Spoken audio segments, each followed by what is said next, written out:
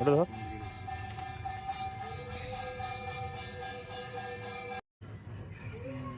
একটু হলুদ, সঙ্গে যাবে একটু নুনের মরিচের গুঁড়ো, কাঁচা কাঁচা খাবা? তার সঙ্গে অল্প লবণ ভিজে গেছে, লবণ ভিজে ভিজে, তারপরে একটু কাঁচা তেল, তারপরে এটাকে একটু মাখাবো।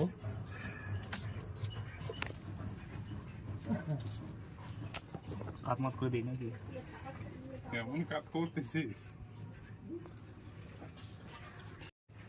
ঠিক আছে, ঢেকে দিয়ে বেঁকে দিলাম। ঢেকে দিয়ে বেঁকে দিল।